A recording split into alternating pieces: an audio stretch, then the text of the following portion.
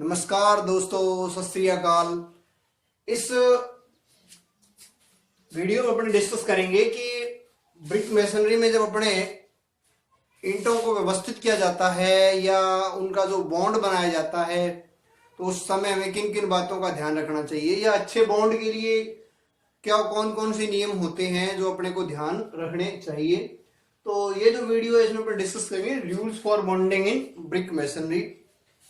पहली बात तो देखो, बॉन्ड क्या होता है। बॉन्ड का मतलब होता है कि ईंटों को इस तरह से व्यवस्थित करके मिलाना कि वो अच्छी तरह से टाइप हो जाएं, अच्छी तरह से बंध जाएं और आपके जो सक्सेसिव कोर्सेस हैं उनके जो वर्टिकल जॉइंट हैं वो एक ही वर्टिकल लाइन के अंदर ना आए।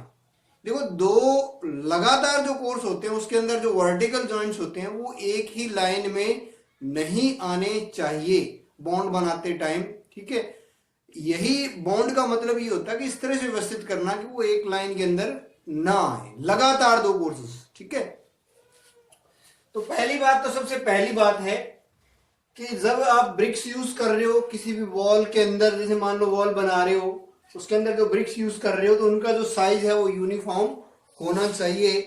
क्योंकि देखो, यूनिफॉर्म लैप होना जरूरी है। और यूनिफॉर्म लैप मतलब दो सक्सेसिव वर्टिकल जॉइंट्स के बीच की मिनिमम जो हॉरिजॉन्टल डिस्टेंस होती है वो कहलाती है लैप। और यूनिफॉर्म लैप के लिए जरूरी है कि आपका जो ब्रिक्स है वो यूनिफॉर्म साइज की होनी चाहिए। अच्छी स्ट्रेंथ के लिए जरूरी है ये। दूसरी बात, जो ब्रिक की जो लेंथ होती है, ब्रिक की जो लेंथ होती है वो विड्थ के दुगने प्लस जो आपकी वन जॉइंट होता है उनके योग के बराबर होना चाहिए। देखो, 2 इंटू विड्थ जैसे मान लो 9 सेंटीमीटर है तो 9 दूनी 18, 1 सेंटीमीटर जैसे मान लो आपकी जॉइंट की विड्थ है तो 19, तो 19 आपका क्या हो जाएगा, लेंथ ऑफ ब्रिक हो जाएगी। तो लेंथ ऑफ ब्रिक हमेशा इस रूल के अकॉर्डिंग डिसाइड की जानी चाहिए ताकि आपका लैप है वो यूनिफॉर्म रहे। क्योंकि नॉन यूनिफॉर्म लैप अपने नहीं रखना चाहिए अच्छे बॉन्ड के लिए। तीसरी बात कौन सी ध्यान रखनी है अपने को, उसमें कम से कम जो उसमें जो लैप है, अभी बात लैप की कर रहे थे, लैप में आपको फिर से याद दिला दूं कि दो लगातार जो कोर्स होते हैं उनके बीच में जो वर्टिकल जॉइंट्स होते हैं, जो लगातार कोर्सेस के जो वर्टिकल जॉइंट्स होते हैं उनके बीच की मिनिमम जो हॉरिजॉन्टल डिस्टेंस होती है वो लैप कहलाता है। और कम से कम देखो, मिनिमम जो लैप है वो आपका इतना तो कम से कम छोड़ा ही जाना चाहिए। ठीक है, कम से कम इतना लैप जरूर होना चाहिए, इससे कम नहीं होना चाहिए। मतलब आपका ये जो लैप दे रखा है ये मिनिमम कम से कम इतना लैप तो होना ही चाहिए, इससे कम नहीं होना चाहिए। देखो, अगर आप लेंथ की बात कर रहे हो, दीवार की जो लंबाई है उसके सहारे बात कर रहे हो, तो आपकी जो ब्रिक है, ब्रिक का चौथा हिस्सा, ब्रिक की जैसे मान लो आपका फुल ब्रिक मान रहे हो जैसे 19 सेंटीमीटर या 20 सेंटीमीटर, तो उसका चौथा हिस्सा 5 सेंटीमीटर, तो कम से कम 5 सेंटीमीटर मिनिमम हॉरिजॉन्टल डिस्टेंस उनके बीच में होनी ही चाहिए अलोंग दी लेंथ। अगर आप मान लो 19 सेंटीमीटर या 20 सेंटीमीटर लेंथ की ब्रिक यूज कर रहे हो तो 5 सेंटीमीटर का लैप जरूर होना चाहिए, किसमें, अलोंग दी लेंथ, मतलब ब्रिक का चौथा हिस्सा।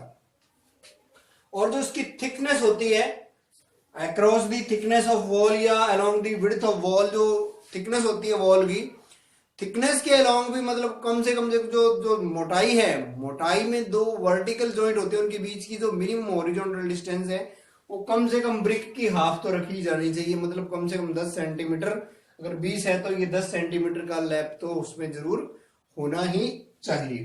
तो तीसरा रूल आपको ये याद रखना है।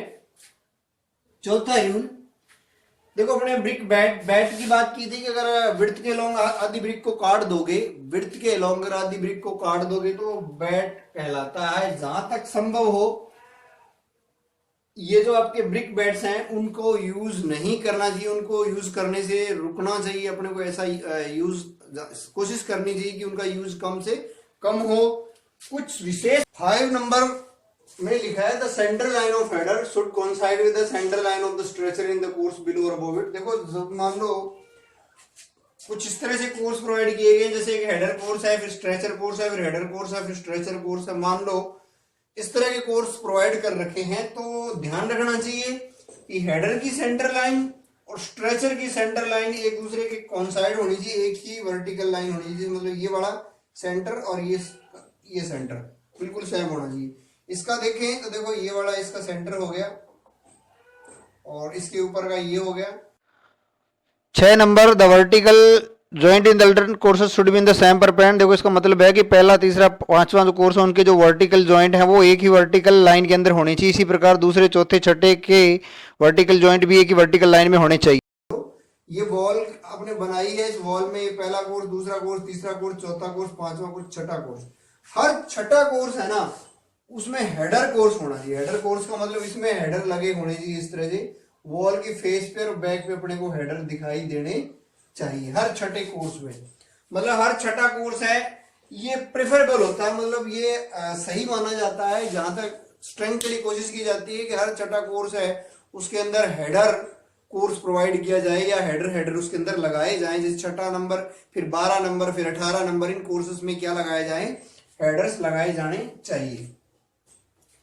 इसके बाद 8 नंबर, वॉल का जो फेस होता है, फेस में सुंदरता के लिए देखो उसमें स्ट्रेचर लगाए जाने चाहिए। और जो आपकी हर्टिंग का मतलब जो बीच वाली साइड है, देखो एक तो फेस होता है, एक बैक होता है, एक हर्टिंग होती है। फेस बिल्कुल आगे वाली जो वेदर के एक्सपोज होती है, वेदर के सामने होती है सतह उसकी वॉल की। बैक जो वेदर में एक्सपोज नहीं रहती, पीछे रहती जो। और हर्टिंग का मतलब फेस और बैक के बीच का जो मटेरियल है उसकी बात करते हैं हर्टिंग। तो हर्टिंग के अंदर जनरली हेडर्स का यूज किया जाता है। तो इन बातों का आप ध्यान रखना।